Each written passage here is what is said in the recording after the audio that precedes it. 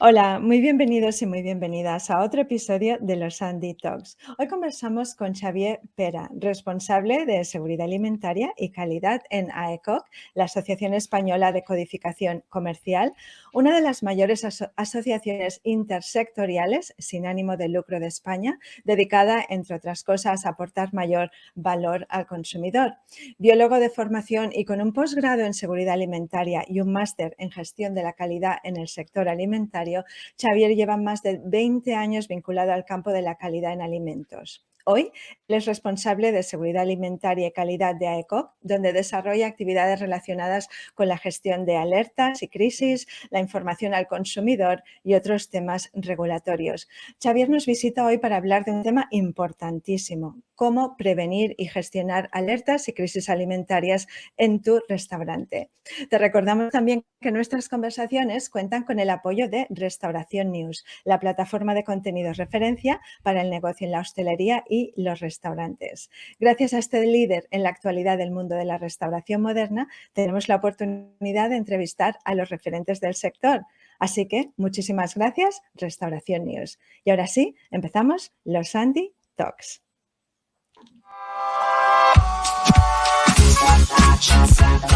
Te damos la bienvenida a los Andy Talks, el único podcast de un asistente digital con corazón humano.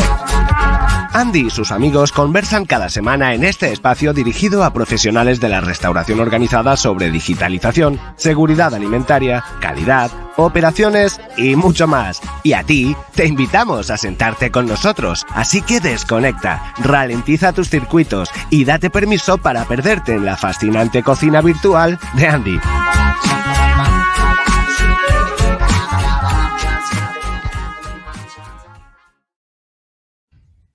Hola, hola a todos, hola Xavier, ¿cómo estamos? Hola, ¿qué tal? Muy bien, muchas gracias. Gracias Hola. por la bienvenida y muchas gracias por invitarme a participar en estas Muchísimas gracias interesantísimas sesiones. Gracias, muchas gracias por aceptar nuestra invitación, Rafa. ¿Cómo estamos? Muy bien, aquí con muchas ganas de hablar con Xavier. Gracias por pasarte por los Andy Talks. Y además para hablar de un tema tan interesante, que vosotros también estáis ahí muy al día de lo que está pasando. Así que creo que va a ser un Andy Talk muy interesante. Eso Sí, espero.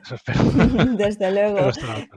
Desde luego, yo desde luego creo que nosotros teníamos muchísimas ganas de poder compartir todo ese conocimiento, toda esa experiencia de la que acabo de hablar en la introducción, Xavier. ¿Te parece si empezamos por ahí y nos comentas cuál ha sido tu trayectoria profesional hasta aquí? Nos hablas un poco más de tu labor en AECOC y sobre todo explicas a qué se dedica la asociación. Sí, sin problema. A ver, mi trayectoria empezó hace muchos años, ya has dicho antes, bueno, pasa el tiempo, 20 años ya. Sí, empecé, mis primeros pasos fueron en un retailer de ámbito nacional, el departamento de calidad, pero luego pasé al sector de la consultoría. Durante muchísimos años, aproximadamente unos 13 años aproximadamente, estuve trabajando como consultor de empresas, en mis inicios muy focalizado en el sector de restauración y pastelerías también, comercio minorista, y luego ya fui ampliando otro tipo de sectores más industriales, ¿no? Todo tipo de actividades y demás, desde la implantación de sistemas, la formación tanto de manipuladores como de equipos directivos, como os he comentado, pues cuestiones regulatorias, ¿no? de normativas y demás. Y desde hace 8 años estoy en AECOC. La verdad es que ha sido un cambio de actividad importante, porque pasas a una asociación sectorial con más de 35.000 socios, con lo cual los proyectos en los que participas pues ya no son cuestiones individuales de empresas, sino que son temas mucho más transversales que afectan a toda la cadena de forma iba a decir igual, no exactamente igual, porque al final cada empresa o sector tiene sus particularidades, ¿no? Pero que son retos compartidos por toda la cadena y proyectos colectivos, ¿no? Y eso la verdad es que es muy interesante. Aquí en AECO, como has dicho, pues tenemos mucho conocimiento y bagaje y buenas prácticas, ¿no? Y recomendaciones en materias, pues, de información al consumidor, gestión de alertas, gestión de crisis alimentarias. Fijaros que son temáticas que pueden afectar a cualquier tipo de empresa. No están vinculadas a un único sector o canal, sino que afecta a todo el mundo. Y bueno, soy el coordinador del comité de seguridad alimentaria y calidad de AECOC y de los grupos de trabajo que de aquí pueden derivar. Y también soy el responsable del Congreso de Seguridad Alimentaria y Calidad, que este año 2023 vamos a celebrar la 20ª edición, cumplimos 20 años ya. Y la verdad es que es un punto de encuentro que merece mucho la pena. Los que no lo conozcáis, os animo a que nos visitéis el 28 de febrero en Madrid, que tendremos la 20ª edición del Congreso. Eso te iba a decir, Xavi, para mí yo creo que vuestro congreso es un referente en el sector. Es decir, yo hablo muchísimo con responsables de calidad y todo el mundo es, bueno, nos veremos en el congreso, es como, vamos, de asistencia obligatoria, ¿no? Sí, bueno, trabajamos para que así sea. La verdad es que le ponemos mucho trabajo detrás y mucho esfuerzo, y nuestro congreso es un congreso donde evidentemente la gente pues valora mucho el networking, ¿no? Y el encontrarse con otros compañeros de profesión, de otros sectores, de otros ámbitos, pero no solamente eso, también encontrarse con gente de las autoridades competentes, ¿no? El tener la oportunidad de hablar con el jefe de servicio de tu comunidad autónoma, o con un director general de salud pública de una comunidad autónoma, bueno, pues eso se produce en pocas ocasiones, y creo que el congreso es una de ellas, ¿no? Pero aparte de eso, también evidentemente el contenido. Es un congreso donde el conocimiento, donde el contenido del programa pesa muchísimo, y de hecho nosotros trabajamos desde el mes de mayo ya pensando en la edición de febrero del año siguiente. Es decir, que aquí le ponemos muchas horas y mucho esfuerzo colectivo para que esto sea un éxito. Y los números creo que nos avalan, ¿eh? Yo creo que el crecimiento de los últimos años, y no solamente el crecimiento de asistentes, sino la valoración que nos dejan estos asistentes, ¿no? Es muy positiva, y eso evidentemente nos anima para seguir trabajando e intentar mejorar el punto de encuentro en aquello que sea posible. Xavi, ¿este próximo congreso tiene alguna temática concreta? A ver, en el de seguridad alimentaria al final siempre intentamos buscar un hilo conductor, pero sí que es verdad que las temáticas son tan variadas y los temas de interés tocan tantos aspectos, desde temas regulatorios hasta temas de comunicación, pasando por cuestiones técnicas y demás, que a veces es difícil decir hay una temática concreta. Pero sí que es cierto que hay temáticas de las que hay un cierto peso. Yo no quiero anticipar nada porque todavía estamos cerrando el programa y por tanto no quiero generar falsas expectativas, pero sí que habrá contenidos, pues por ejemplo, vinculados con todas estas nuevas tendencias vinculadas con la sostenibilidad, ¿no? Pues en contacto. Importante. El plástico reciclado en contacto con alimentos, o incluso, ya si dejamos lo que son los materiales en contacto y nos vamos a nuevos alimentos, ¿no? Nuevas fuentes de proteína, todas las cuestiones de insectos, plant-based, carne de laboratorio, ¿no? Todas estas cuestiones, bueno, pues van a tener un peso importante, pero no desde la perspectiva de la sostenibilidad, sino desde la perspectiva de cómo garantizamos o qué cuestiones son clave para mantener la seguridad alimentaria en estas nuevas tendencias que son necesarias, que debemos abrazarlas, diría yo, pero que debemos hacer de una forma equilibrada con la seguridad alimentaria. Después también hablaremos de riesgos emergentes, es decir, ¿no? De todo lo que está emergiendo a nivel de riesgos, ya no solamente por estas nuevas tendencias de consumo, sino pues, por el cambio climático, por el calentamiento global, por cuestiones de este tipo, pues también van a ocupar un espacio importante, y muchos otros temas de los que hablaremos que de momento, como no tengo confirmación oficial, no puedo adelantaros, no puedes, claro. Pero que seguro que serán muy, muy interesantes. Estupendo, fascinante. Pero yo creo que podríamos empezar, Xavi, con la pregunta que nos habíamos planteado hoy, que trataba sobre el tema de la alerta o las crisis alimentarias en el sector de la restauración. ¿Podemos empezar abordando eso? O sea, ¿cuándo se produce una alerta o una crisis alimentaria? ¿Bajo qué tipo de condiciones suele producirse? Yo creo que es importante empezar diferenciando el concepto alerta del concepto crisis. A veces yo creo que hay gente que los confunde, se mezclan. Es cierto que son dos cuestiones que pueden ir de la mano, es decir, pueden producirse a la vez sobre un mismo hecho, pero que no tiene por qué ser así. Podemos tener una alerta sin necesidad de que esto desemboque en una crisis, o podemos tener una crisis sin que hayamos tenido una alerta. Es decir, que son dos cosas que se pueden dar por separado, pero que, sobre todo en restauración, se dan muchas veces de la mano. Una alerta, digamos que hay una definición bastante oficial. Esto está muy vinculado con el cumplimiento de la normativa del reglamento 178, ¿no? Y está definido. Una alerta es una situación, es un hecho objetivo, es una situación en la que hay en el mercado hay un producto alimentario, un alimento que puede suponer un riesgo para el consumidor, bien sea un riesgo inmediato. Imaginaros, por ejemplo, el consumo de un producto con listeria o el consumo de un producto con cristales dentro, ¿no? Es decir, eso es un riesgo inmediato en el que el consumo y el perjuicio se produce de forma directa o no inmediato. Podríamos tener problemas, pues yo qué sé, con metales pesados, con pesticidas, que no entrañan un riesgo directo, inmediato sobre el consumo de ese producto, pero que evidentemente hay un riesgo en ese alimento y hay que gestionarlo. Claro. Es decir, una alerta es una situación de este tipo en la que puede existir un riesgo para el consumidor o hay una situación, un incidente en el producto que hace que no sea apto para el consumo. Por ejemplo, imaginaros, no sé, pues una harina que está infestada de insectos, ¿no? Hombre, probablemente para la salud no sea un perjuicio, pero evidentemente ese producto no es apto para consumo y por tanto lo tratamos igual, exista un riesgo para la salud en ese caso.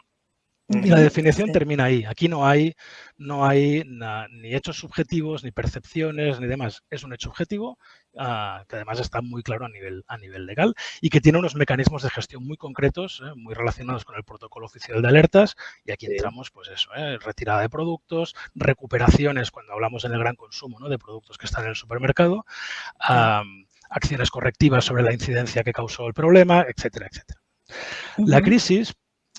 La crisis está mucho más relacionada con la percepción del consumidor, con la confianza que tiene en un producto. Es decir, si el consumidor percibe que existe un riesgo sobre un producto, una marca, una tipología de productos concreta, exista o no un riesgo inmediato o no inmediato para el consumidor, es decir, no tiene por qué existir un riesgo real, solamente que se perciba que existe un riesgo, eso afecta a la confianza del consumidor y se traduce en cambios de las decisiones de consumo.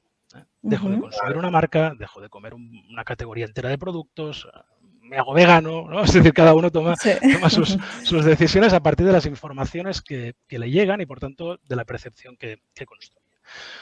Y eso es lo que nos lleva al escenario de crisis, ¿no? Cuando hay afectación en resultados económicos, riesgos de continuidad de negocio, pérdida de reputación, eso es una crisis, ¿vale? Mientras que el hecho objetivo vinculado con la salud es lo que hablamos de alerta.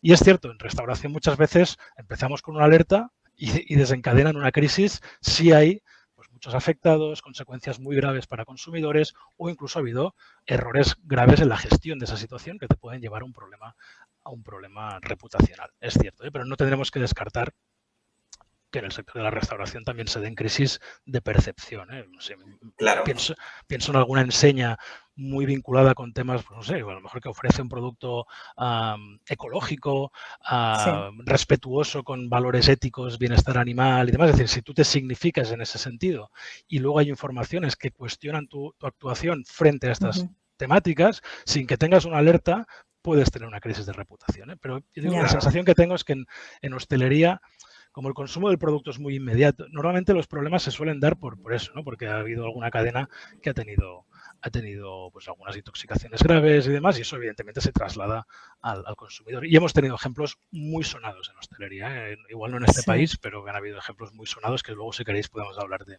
ellos. Podemos hablar ya, Xavi, si quieres, porque justo te íbamos a preguntar sobre eso. ¿Tienes algún ejemplo potente que ilustre este tipo de malas prácticas y que haya resultado en una crisis alimentaria? Sí, a ver, más que malas prácticas, porque tampoco conozco el caso muy en detalle de la intrahistoria, porque esto es evidente que la intrahistoria de las crisis la sabe la empresa que las sufre, pero normalmente no se explican a los cuatro vientos, digamos, ¿no? Pero yo creo que hay un caso muy sonado en hostelería que afectó a la cadena de restauración Chipotle en Estados Unidos, una cadena de restauración que hace Mexican food, orgánico, ¿no? Todo, o sea, muy vinculado con la salud, ¿no? Con el bienestar, ¿no? El consumo responsable, etcétera. Entre el año 2015 y 2016 tuvo una cadena de brotes de toxoinfección meses consecutivos. Creo que hubo como 7 brotes, o 6 o 7 brotes, que afectaron a distintos estados, a distintos patógenos, centenares de personas afectadas. Bueno, parecía casi que a alguien les estuviese echando o bien un mal de ojo o les hubiesen saboteado, porque no es frecuente que tengas una cadena tan clara, ¿no?, de toxoinfecciones. Bueno, aunque en el inicio intentaron abordarlo como hechos aislados, al final la empresa trató de tomar las riendas de la situación y afrontarlo de forma responsable y ya, digamos, no sé si decirlo agresiva, pero como mínimo sí, yendo a máximos, ¿no? Y llegaron a cerrar todos los restaurantes, formaron a todos los trabajadores, desinfectaron locales, cambiaron procesos, hicieron lo posible para evitar que eso se volviera a producir. Bien, pues los efectos que tuvo esta situación en la empresa en el corto plazo, fueron bastante graves. Según los artículos que lees de la prensa de Estados Unidos, bueno, ahí las cifras pueden variar. Yo creo que varían en función de la época en la que se escribió el artículo, porque sí que a partir de ese momento la empresa empezó a tener caída en ventas, le bajó la facturación evidentemente, tuvo problemas reputacionales importantes y eso se tradujo en una pérdida del valor de las acciones en bolsa. Es una empresa que cotiza en bolsa y las acciones llegaron a caer entre un 30 y un 40%, depende de las fuentes que consultas. Tardó, pues yo creo que esto se produjo en 2015-2016, hasta 2019 no recuperaron el valor de las acciones. Ahora han superado, o sea, han conseguido que ese rebote supere los valores anteriores a la crisis, pero tuvieron 3 años muy complicados a nivel de resultados económicos. Y este es un caso que ejemplifica muy bien las consecuencias que pueden haber, independientemente de si hubo mala praxis o no en el origen del brote. Yo muchas veces a las empresas les traslado que evidentemente lo que ha pasado es importante, ¿no? Es decir, el hecho que ha motivado todo ese problema es importante, y si se demuestra que ha sido negligente, pues evidentemente ahí tienes una piedra en el zapato, ¿no? Que te va a acompañar toda la gestión. Pero es que es casi tan importante o más cómo has respondido a ese hecho, ¿no? El hecho de no tanto que por qué pasó, sino una vez te has enterado, qué has hecho para corregir esta situación y evitar que el consumidor reciba, ¿no? Y entonces, eso es un mensaje que quiero trasladar, porque a veces nos da mucho miedo, ¿no? Exponernos, comunicar, tratar de ser proactivos, transparentes en situaciones de este tipo, por el miedo al que dirán. Y muchas veces es, bueno, si el miedo al que dirán está ahí, es comprensible, pero te debería dar más miedo a qué dirán si trasciende que no estás gestionando esto de forma correcta. Entonces, tus explicaciones...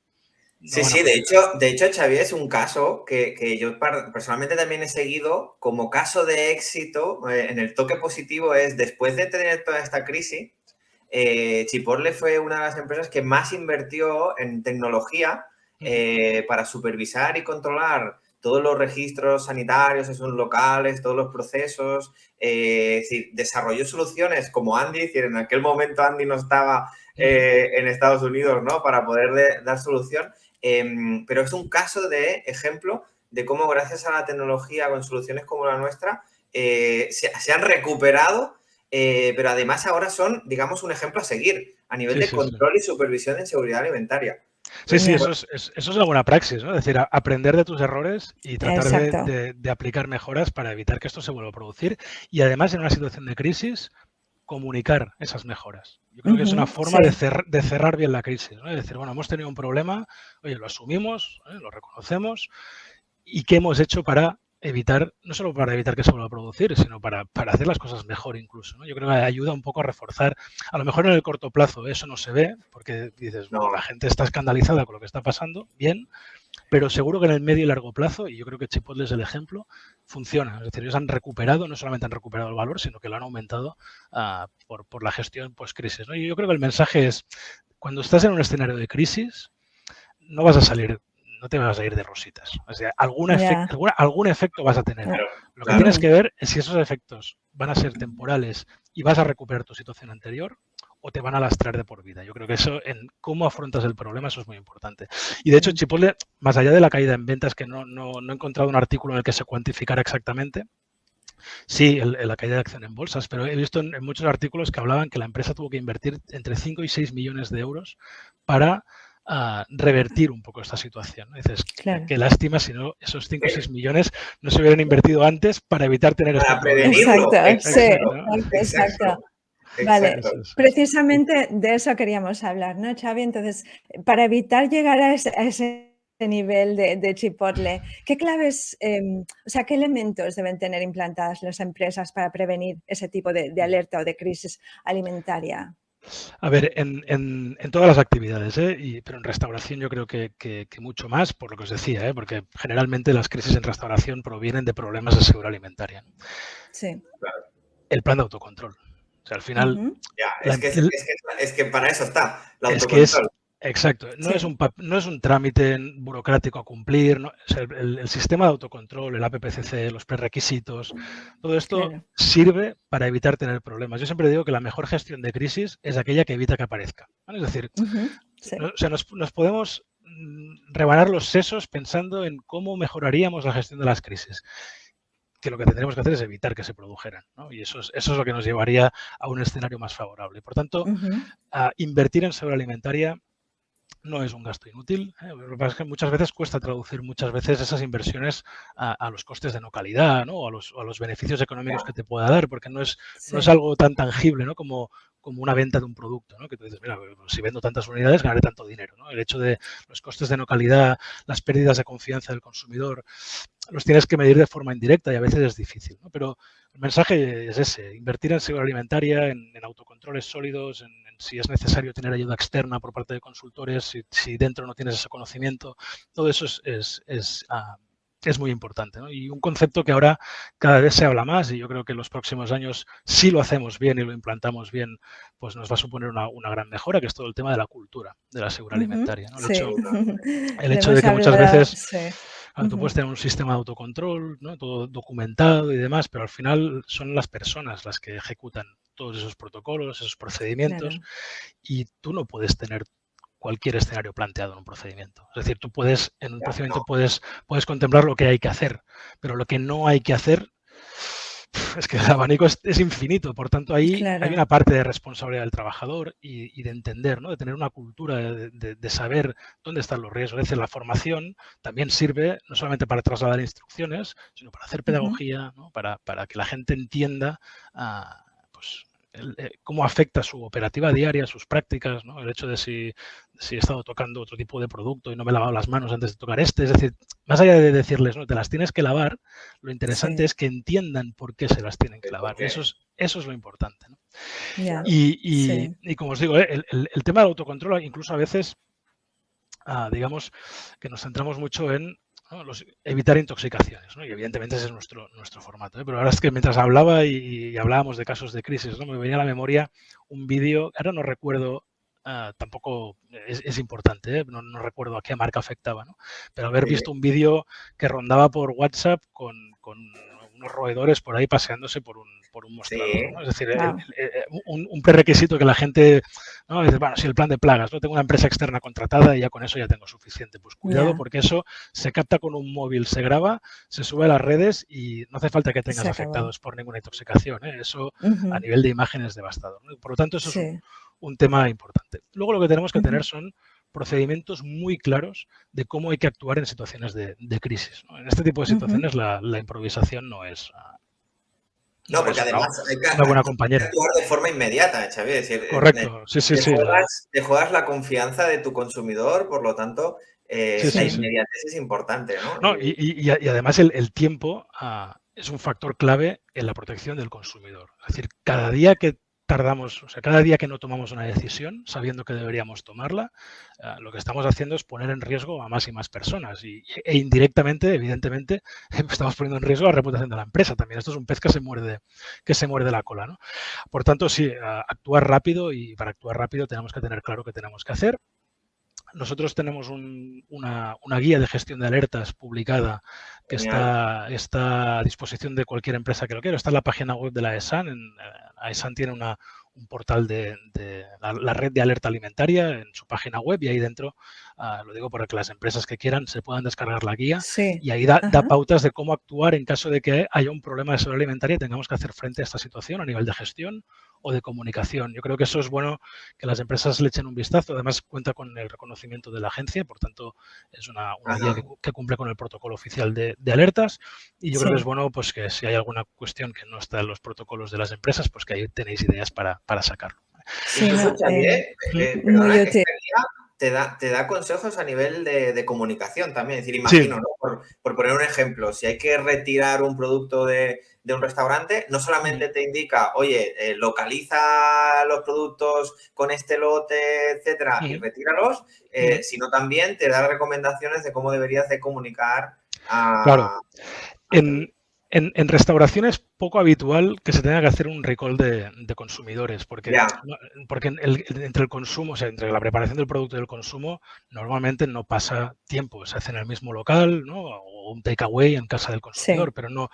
Entonces, normalmente el recall está más destinado a productos que se venden en el supermercado, que tienen largas caducidades, ¿no? Que tú lo puedes tener en casa y entonces te tienen que avisar. Pero no hay que descartar, cada vez hay más restaurantes que hacen platos con caducidades de 3 días, por ejemplo, ¿no? Y a lo mejor ahí la comunicación, en lugar de ser una comunicación muy pública, puede ser una comunicación más dirigida, ¿no? A lo mejor, pues yo qué sé, si tenemos una tarjeta de cliente, pues a lo mejor le podemos informar, si podemos poner cartelería en tienda, pues en esa guía se explican distintos canales, distintos formatos de comunicación según situaciones que pueden ser de utilidad. Esa guía solo habla de la gestión de alertas, ¿eh? Ahora estamos trabajando, que yo creo que publicaremos el mes que viene ya, la nueva versión de la guía de gestión de crisis, ¿eh? Para cuando las cosas se desmadran, digamos, y ahí hay que comunicar de manera ya más reputacional, no tanto comunicar operativamente, no decir, oiga, si usted ha comprado este producto, devuélvamelo, sino una comunicación más pensada en explicar qué ha pasado, por qué ha pasado, qué estamos haciendo, un poco esa comunicación que va más dirigida, más corporativa, no tan técnica, digamos, ¿no? También es un documento que no, está genial porque ahora que entendemos, Xavier, la diferencia entre alerta y crisis, veo súper necesaria esas 2 guías, ¿no? Es decir, para hacer en cada caso. Correcto, porque además... Sí. Además, esta diferenciación tiene mucho que ver con lo que os iba a comentar ahora, ¿no? Es decir, hemos hablado de cuál es la clave, ¿no? En esa gestión, ¿no? Y evidentemente es tener eso, el autocontrol, ¿no? Los procedimientos y demás. Y esto nos va a dar mucha información de aquellas crisis que derivan de pues, una incidencia con un producto que yo he recibido, he manipulado, he preparado y he servido a un consumidor, ¿no? Pero ¿qué pasa con esas crisis que no tienen nada que ver con hechos objetivos? ¿Qué pasa con esas crisis que son más comunicativas, de percepción y demás?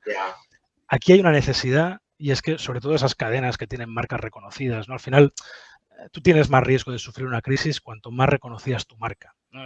Cuanto más valor tiene tu marca, más riesgo tienes de que alguien te señale, ¿no? Y alguien diga... Exacto. Y además, sobre todo, Xavier, en el sector que nos movemos con grupos, al final es que una crisis en un local en Madrid puede afectar a todos los locales a nivel nacional, ¿no? Es decir, absolutamente. Y ahí es donde está el problema, ¿no? Es decir, sí. Por una mala gestión o por una incidencia en un local de una localización, cadenas que tienen 30, 40, 50, 1000 restaurantes, afecta toda su cadena, ¿no? Absolutamente. Y es más, incluso no tiene por qué haber ocurrido en tu empresa para que una crisis te pueda afectar también. Es decir, a veces crisis detonadas por la competencia acaban ¿no? contaminando también a la actividad de otras empresas. Acordaros de la carne mechada, por ejemplo. Ya sé que no exactamente la empresa que fabricaba carne mechada no era una empresa de restauración, era un fabricante. Sí, pero claro, se deriva todo a... Es una alerta que afectó muchísimo a la restauración. Era un producto que se consumía mucho en restauración. Y recuerdo haber leído artículos de prensa que había hosteleros que decían, oye, salgo a regalar bocadillos de carne mechada y nadie los coge. O sea, los estoy regalando y nadie los coge. Sí. De alguna manera, tus crisis son tuyas, pero las de los demás también te pueden afectar. Y lo que os decía era eso, ¿no? Sobre todo para esa situación de percepción, es importante que las empresas cada vez tengan más ojos y oídos puestos a fuentes de información. Eso te iba a preguntar. Sean oficiales o no. También. ¿Cómo sabes, cómo te llegan las alertas, ¿no? Es decir, ¿dónde informarnos? A lo mejor, Xavi, ahí nos puedes dar consejos, ¿no? A todos estos grupos, cadenas. Las alertas normalmente las detectas dentro de tu cadena. Es decir, o bien porque las detectas tú en un control interno, bien porque te llega una reclamación de un cliente y te das cuenta de que tienes un problema, bien porque te llega una información de un proveedor que te dice, oye, la partida del producto que sea que te envié tal día, no la utilices, devuélvemela, no, hemos detectado un problema, o bien porque la autoridad competente te notifica que estás afectado por una situación de alerta que se ha comunicado en otra comunidad autónoma, donde sea, y oye, pues por la trazabilidad han llegado a que tú tienes ese producto. Es decir, cuando hablamos sería la ESAN, ¿verdad, Xavier? Bueno, sí, ESAN coordina, pero las competencias están transferidas a las comunidades autónomas. Entonces, normalmente es cada comunidad autónoma la que gestiona estas cuestiones. Cuando hay un problema de seguridad alimentaria real, concreto, que afecta a unos lotes y demás, normalmente la información te va a llegar por eso, ¿no? Por tu cadena relacional habitual. Cuando nos vamos a crisis que están más vinculados con informaciones que se publican, con nuevas evidencias científicas, con campañas de ONGs, redes sociales, con denuncias en redes sociales, todo esto, ahí los ojos y los oídos tienen que ir a otro sitio. Y tienes que monitorizar pues desde fuentes oficiales para saber pues si va a haber cambios normativos o si hay una nueva evaluación de riesgos sobre algún material que tú estás utilizando, cambios normativos que te pueden afectar, etcétera, pero también un ojo y un oído puesto en las redes sociales, en los medios digitales, donde fluye mucho esa información más de alarmista, desinformativa, y ahí a lo mejor, bueno, evidentemente hay que estar escuchando qué dicen de ti, eso es importantísimo, ¿no? Es decir, si se dice algo de mi marca en redes sociales, yo tengo que saber qué se está diciendo. Y si es un tema vinculado con la seguridad, con la calidad, ¿no? Aunque sea percibida, aunque sea una denuncia de, pues, o sea, me encontré una colilla de cigarro en un producto de no sé dónde, ¿no? Bueno, pues esto tienes que detectarlo el primero. O sea, ¿no? Tú tienes que verlo una vez se publica para intentar gestionar esa situación a nivel comunicativo, ¿no? Ponerte a disposición del consumidor afectado, tratar de mostrar que, hostia, que esto te preocupa y que estás ahí para ayudarles, ¿no? Pero no solo eso, no solo que se dice de tu marca, sino de aquellos elementos que te hacen diferencial a ti, ¿no? De qué sector, ¿no? trabajas, si eres una hamburguesería o eres un restaurante de sushi, pues evidentemente las temáticas de interés eran distintas, ¿no? El sector pesca está afectado por unos debates sobre riesgos X y el sector cárnico está afectado por otros, ¿no? Y eso te sirve un poco para ver venir bolas de nieve, ¿no? Para ver hacia dónde evolucionan los debates, ¿no? Y los debates normalmente no estallan de un día para otro, ¿no? Sociales, sino que se empiezan por una ONG que pone un debate sobre la mesa, se va cogiendo dimensión, va mutando, interviene gente nueva, influencers. Bueno, pues tener una foto de todo ese mapa comunicativo te sirve a ti para definir una estrategia. ¿Qué hago? ¿No? Cambio en algo mi realidad para adaptarme, ¿no? a los nuevos requisitos, trato de defender mi posición, quién más está afectado, con quién me tengo que coordinar. Todas estas crisis, la coordinación con otros afectados es importantísima y estas herramientas nos dan una ayuda en esa foto, digamos, ¿no? para definir nuestro plan de acción. Vale, Xavi, fascinante todo lo que cuentas y me sabe fatal, estamos llegando ya hemos superado los 30 minutos, pero la ya os dije que esto podía pasar con este tema. La cantidad de informaciones es increíble, pero estamos hablando muy rápidamente, estamos hablando sobre todo desde el punto de vista profesional de la restauración, vamos a darle un poco la vuelta a la tortilla y vamos a pensar un poco en el consumidor, ¿no? ¿Cuáles son las preocupaciones del consumidor ahora mismo en materia de seguridad alimentaria? ¿Cuál es su percepción del riesgo? El consumidor, ese gran desconocido, ¿no? Todos hablamos del consumidor, ¿no? Y etiquetamos al consumidor y al final consumidores somos todos y es muy difícil sacar un retrato robot porque cada uno tiene sus intereses, sus preocupaciones, sus apriorismos, ¿no? sus fobias, sus filias, etc. Pero sí que es cierto que podemos observar determinadas tendencias y aunque la seguridad alimentaria los últimos años, ¿no? parecía que había quedado relegada en una cuestión de preocupación del consumidor. Evidentemente, eso es fruto del buen trabajo del sector. Es decir, si a nadie le preocupaba la seguridad es porque los niveles de seguridad eran tan altos que la gente ya las daba por sobreentendidas. Aunque sí que es verdad que en este último Eurobarómetro, que la EFSA publica una encuesta, ¿no? sobre seguridad alimentaria de la población cada 3 años, creo recordar. En este último año, 2022, se publicó y la verdad es que en España el concepto de seguridad alimentaria ha cobrado un especial valor respecto a la de 2019, la encuesta de 2019. Sospecho que por alertas como la de la listeria de la carne mechada, ¿no? que la gente tomó conciencia de repente de que la cosa está muy controlada, pero que aún aparecen casos de este tipo, ¿no? Pero en los últimos años han aparecido otras preocupaciones, ¿no? La salud a largo plazo, ¿no? Los temas, pues todo esto, ¿no? los productos químicos, la afectación que puede tener en la salud, ¿no? el cáncer, todas estas cuestiones. Los temas de sostenibilidad, ¿no? El consumidor preocupado cada vez más por la sostenibilidad ambiental, económica, social, ¿no? Sea cual sea la dimensión de la sostenibilidad, la ética, el bienestar animal, todas estas cuestiones. Entonces, esto ha entrado en la ecuación. De hecho, cada vez hablamos más de integridad alimentaria y no tanto de seguridad. O sea, al final la seguridad es una pequeña porción de lo que le preocupa al consumidor y por tanto al sector, ¿no? Y si no, acordaros de la crisis de la carne de caballo, ¿no? Eso era un Sí. tema de fraude, ¿no? Ahí no había un riesgo para la salud. Había dudas en el inicio, pero luego se confirmó que no. Pero eso no fue problema para que la gente se sintiera engañada y, por tanto, un problema de crisis, ¿no? Entonces, vemos que en la ecuación entran muchos más elementos. Y cuando les preguntamos específicamente por temas de seguridad alimentaria, vemos que lo que ocupa las primeras posiciones suele ser todo el tema químico. ¿Ah, sí? Pesticidas Interesante. es lo que más le preocupa, los pesticidas, que dices, bueno, oye, a ver, un producto sin pesticidas per se no es más seguro que uno con pesticidas. O sea, tendrá otro tipo de riesgos probablemente, ¿vale? Evidentemente el riesgo químico en un producto sin pesticidas pues es mucho menor que en uno con pesticidas, pero puedes tener riesgos biológicos. Es decir que, ¿no?, estamos centrándolo mucho todo, por lo que veo, en el tema químico, ¿no? O, por ejemplo, la segunda cuestión que más les preocupaba eran las hormonas y los antibióticos en la carne. Ah, sí. Okay. Que eso es un resultado clarísimo de la desinformación. Es decir, en Europa no hay carne a disposición de los consumidores que tenga antibióticos. Eso está más que controlado. Los datos del control oficial muestran valores del 99 y pico % de controles positivos, o sea, correctos en cuestiones de antibióticos en carne en el mercado, pero existe esa percepción de que la carne está llena de antibióticos. Tercer lugar, aditivos. Bueno, los aditivos en principio han pasado una evaluación de riesgo y si se utilizan en las dosis correctas y demás, o sea, son seguros. No podemos poner en duda todo el sistema de seguridad alimentaria europeo en esta cuestión, ¿no? Ya en un cuarto lugar ya vendrían las intoxicaciones alimentarias, ¿no?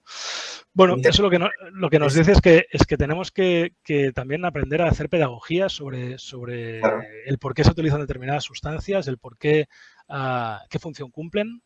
Y no ignorar, ¿no? O sea, no centrarnos solo en lo que yo sé que como experto en seguridad alimentaria nos debe preocupar, sino en lo que le preocupa al consumidor también, ¿no? Y tener siempre, ¿no?, un poco eso en mente y tratar de pues eso, ¿no?, de comunicar, de explicar, ya no solamente las empresas, asociaciones, autoridades competentes, tenemos que hacer una gran labor de pedagogía y de explicación de eso, de los riesgos alimentarios y de qué hacemos para controlarlos, ¿no? Y de tratar de equilibrar todas estas cuestiones, porque al final hay que producir también una gran cantidad de alimentos a unos costes asumibles para la población y, por tanto, todo esto hay que balancearlo. No podemos afrontar estos debates de forma aislada, ¿no? El de la sostenibilidad, el de la seguridad, todo esto hay que abordarlo de forma conjunta. Ya. Fascinante. Fascinante toda la información, Xavi, pero yo tristemente lo tenemos que dejar aquí, pero no sin hacerte la pregunta antes que hacemos a todos nuestros invitados, porque nos interesa saber cuál es el plato favorito de las personas que se mueven tanto en el sector de la restauración. ¿Cuál es tu plato favorito, Xavi? Me has pillado aquí en una pregunta complicada. ¿Plato favorito de la restauración o plato favorito? El tuyo. Tu plato favorito, personal. Ahí las abuelas van a tener un papel importante que cumplir y no sabría decirte si son los canelones de una de mis abuelas o las croquetas de la otra, pero me estaría moviendo en esos dos. Mira, has quedado bien con las dos, yo creo. Cosa importante, si no me quiero ganar un tirón de orejas después cuando llegue a casa. Estupendo, pues fascinante, muy interesante, pero bueno, antes de cerrar el episodio de hoy, que por cierto, Rafa, es el episodio número 20, llevamos 20 episodios de los Sandy Talks, o sea... Qué casualidad, como el Congreso también, 20ª edición, así que todo cuadra. Sí, pues nada, antes de cerrar el episodio, pues recordar algo muy importante a todos los profesionales de la restauración que nos escuchan o que nos ven en YouTube. Primero, que encontrarás los detalles y los enlaces de este episodio en la página web de Andy, que es www.andia.io, en la sección Los Andy Talks. Invitarte también a que nos sigas en Instagram, en LinkedIn y en YouTube.